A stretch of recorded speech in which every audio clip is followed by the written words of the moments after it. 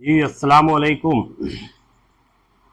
आज का जो हम ये अपना प्रोग्राम कर रहे हैं वो यूसीसी पर है, जिसको षड्यंत्रकारी सरकारों ने समान नागरिक संहिता का नाम दिया है, जो हकीकत में असमान नागरिक संहिता है। वो इसलिए है कि जिन राज्यों में भी ये लागू किया गया है, जिन राज्यों में विधानसभा से पारित किया गया है, उसमें एक उत्तराखंड है, एक आसाम है।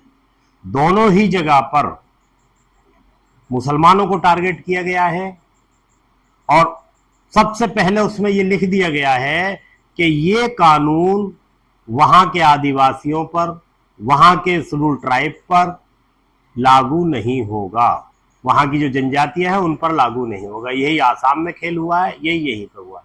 तो काय की समान नागरिकता है? ये काय की समान नागरिकता है? ये जो लागू किया है समान नागरिकता, तो वो होती ना सबको एक समान होता। उनको तो ये कह के छूट दे दी गई कि संविधान ने उनके हक को प्रोटेक्ट किया हुआ है, तो कि संविधान ने मुसलमानों को ये आजादी नहीं दी है कि अपने धर्म को फॉलो करें। कुरान की हर बात हमारा धर्म है। कुरान ने जिसको कह दिया वो हमें करना है, कुरान ने जिसको रोक दिया वो हमें रुकना है। इसी का नाम धर्म है। असल टारगेट मुसलमानों पे कि मुसलमान 4 शादी ना कर ले, मुसलमान 2 शादी ना कर ले, मुसलमान 3 शादी ना कर ले। पहली बात तो मुसलमान कोई शादी नहीं कर रहा इस तरह से। आज लाई आप कितने हिंदू में गिना दूंगा। रामविलास पासवान ने 2 शादी करी, मुलायम सिंह यादव ने 2 शादी करी, और जो हम मौजूदा हमारे हैं साहब जो बैठे हुए हैं उनकी तो वो जो यूसीसी में है वो उनके साथ हो रहा है।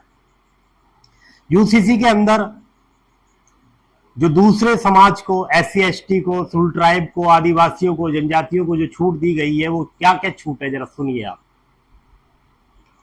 मुसलमानों में 4 शादी अलाउड है मर्द के लिए, लेकिन हिंदू धर्म के अंदर अनेकों शादियां अलाउड है इस समय औरत के लिए, वो उसमें छूट दी गई है। बहुपति प्रथा जो एक चली आ रही थी बहुत पहले से है कि जितने भी भाई होंगे सबकी एक बीवी होगी, वो ऐसे ही रहेगा। वहां आज भी ये चल रहा है। पहाड़ी क्षेत्रों में, हिमालय की गोद में जो लोग रहते हैं वो जितने भाई होते हैं सबकी एक बीवी होती है। तो ये एज इट इज रहेगा। उनके यहाँ पे जो शादी ब्याह की जो रस्म रिवाज थी वो ऐसे ही रहेंगी। तलाक की जो थी वो ऐसे ही रहेंगी। तलाक का उनका बड़ा सिंपल है, शादी का भी बड़ा सिंपल है। तलाक अगर उनके पंचायत के मुखिया ने कह दिया कि तलाक हो गई तो वो तलाक हो गई। लेकिन मुसलमानों में अड़ंगा है, डाला हुआ है कि अगर मुसलमान तलाक दे भी देगा तो तलाक नहीं मानी जाएगी, वो कोर्ट में ही होगी। तो घुमा फिरा के ये मुसलमानों को टारगेट किया गया है। इसके अंदर एक चीज और है जो बड़ी ही विधर्मियों ने, अधर्मियों ने बनाई है, यानी कि अगर कोई लड़का लड़की बालिग है और वो साथ रहना चाहे तो रहे, यही यूसीसी में लिखा हुआ है, लेकिन उसको पंजीकरण करवाना अनिवार्य होगा। कंपलसरी क्या कर दिया? पंजीकरण कराएं, यानी हरामकारी करें और हमें रजिस्टर में आके बताएं कि हम इस तरह से मुंह काला कर रहे हैं। अब जो हिंदुत्व के नाम पे सरकार आई है, जो हिंदुत्व का ध्वज भाग बनी हुई है, झंडा उठाए हुए है, अलंबरदार बनी हुई है, वो मुझे ये बताए कि कौन से हिंदू धर्म के ग्रंथ में लिखा हुआ है कि बगैर शादी के लड़का लड़की एक साथ रह सकते हैं। और तुम्हें आके बताएं भी किस धर्म के आधार पर तुमने लिया है। जो रामराज की बात करते हो, राम के कौन से जीवन से ये तुमने लिया है, आप बताइए मुझको। अब उसमें भी एक वो कर दिया है मुसलमानों को फंसाने के लिए, उसमें पंजीकरण अनिवार्य कर दिया है। यानी कोई हिंदू लड़का मुस्लिम लड़की के साथ रहेगा, हिंदू लड़का हिंदू लड़की के साथ रहेगा, पंजीकरण हो जाएगा। मुसलमान लड़का जब पंजीकरण कराने जाएगा और हिंदू लड़की होगी, हालांकि ये मुसलमानों को करना ही नहीं चाहिए किसी भी तरीके, ना हिंदू ना मुस्लिम किसी भी लड़की के साथ बिगड़ निकाह के नहीं रहना चाहिए। तो फिर उसमें हुआ लठ हो जाएगा जो होता है, जो शादी ब्याह में हो रहा है कि शादी कोर्ट में रजिस्टर्ड मैरिज कराना, जब मुसलमान लड़का किसी हिंदू लड़की के साथ चला जाता है तो वहां उसको पीटा जाता है, और हिंदू लड़का मुस्लिम लड़की की शादी करता है तो फूल माला डाली जाती है, पैसे दिए जाते हैं। तो ये यूसीसी जो लागू किया है, हकीकत में ये यूसीसी नहीं है, ये असमान नागरिकता है, ये भेदभाव फैलाने वाली नागरिकता है। ये जो सरकार है हमारे साथ तो भेदभाव पहले ही बहुत कर रही है। बिल्डोजर हमारे मकानों पे फिरते हैं, मुकदमे हम पे ठोके जाते हैं, प्रोटेस्ट हम नहीं करते, दूसरे समाज के लोग थाने में जाके थानेदार को पीट देते हैं, अदालतों पे अपना झंडा फहरा देते हैं, सुप्रीम कोर्ट को ये धमकी दे देते हैं कि अगर तूने हमारे हक में फैसला नहीं किया तो तेरी ईंट से ईंट बजा देंगे, जिस तरह से हमने बाबरी मस्जिद की ईंट से ईंट बजाई थी। तो यहां तो उनके साथ कोई कार्रवाई नहीं होती। तो इस तरह का तो भेदभाव तो चला आ रहा है। क्या समान नागरिकता आप कानून बना के समान कानून पास कर सकते हो, तुम चला सकते हो, एक नजर से सबको देख सकते हो? उत्तराखंड में कितनी मस्जिदों को तुमने तोड़ा है, कितनी दरगाहों को तोड़ा है, और कितने मंदिरों को तुमने धनराशि दी है कि इनका अपना उद्धार करो, कितने नए मंदिर बनाए हैं?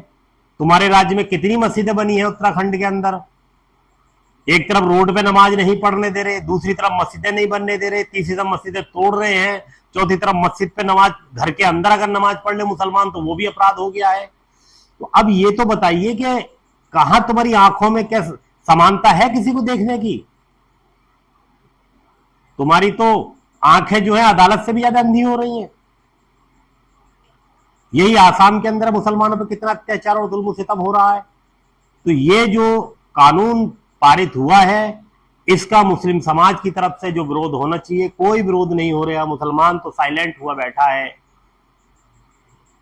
मुसलमान तो अब कयामत के आखिरी इंतजार में है कि आओ हमारे घरों को तोड़ दो, तभी हम उठेंगे, तभी सर उठाएंगे, तभी हम बोलेंगे। ये कानून जो पारित किया है ये कुरान की आयतों के खिलाफ है। ये कानून जो पारित किया है, हालांकि मैं कुरान की जब बात होता है तो संविधान की बात करना मैं पसंद नहीं करता, लेकिन संविधान के भी आर्टिकल 25 के खिलाफ है। आर्टिकल 25 हर एक को अपने धर्म के हिसाब से चलने की आजादी देता है, और इस्लाम का धर्म कुरान है। कुरान की आयतों से इस्लाम का धर्म साबित होता है। जो कुरान की आयतें कहती हैं वही मुसलमान को करना, वही उसका धर्म है। अगर कुरान ने जो चीज हमें जायज करार दे दी, चाहे वो 4 शादी हो, चाहे वो 3 तलाक हो, उसमें किसी को कोई अधिकार नहीं है हस्तक्षेप करने का। और जिसमें हस्तक्षेप करना चाहिए जो कुरान के खिलाफ था, उसमें तुमने अभी तक कुछ कानून नहीं बनाया। हलाला कुरान के खिलाफ है। हलाला जो माज़ल्लाह रब्बिल आलमीन नाम ऐसा दे रखा है हलाला, हलाला कुरान पाक के खिलाफ है। इस तरह का कोई कुरान में प्रावधान नहीं है। उस पर तुमने आज तक नहीं बनाया कि जो कोई हलाला करेगा, इस तरह का जो अवैध निकाह पढ़ाएगा, इस तरह का जो भी हलाले में लिप्त होंगे उनको सबको सजाए मौत होगी। बनाओ ये कानून, वो तुमने नहीं बनाया। कुरान पाक में हलाला जैसा कोई ऐसा एग्रीमेंट वाली शादी है ही नहीं कि 2 दिन को शादी और 3 दिन को शादी। इस तरह का इस्लाम में नहीं है। आपको जीवन भर साथ निभाने की शादी की करनी होगी, निकाह तभी होगा, और उसके बाद वो किस्मत के खेल है कि कितने दिन कोई साथ रह पाता है। कोशिश यही करता है आदमी निभाने की, और कुरान भी यही कहता है कि निभाओ उसको, उसके जुल्म सितम भी बर्दाश्त करने पड़े तो तब भी निभाओ। तो इस तरह के कानून का मैं घोर उल्लंघन करता हूं। अल्हम्दुलिल्लाह मैं कुरान पाक की आयतों पर ही अमल करूंगा। अगर कोई कुरान के खिलाफ कोई कानून टकराएगा तो मेरे लिए कुरान पहले है, उसी की आयतों पर मैं अमल करूंगा। यह असमान जो तुमने कानून बना रखा है भेदभाव वाला, इसको अपने पास रखो, इसका अचार डाल लो।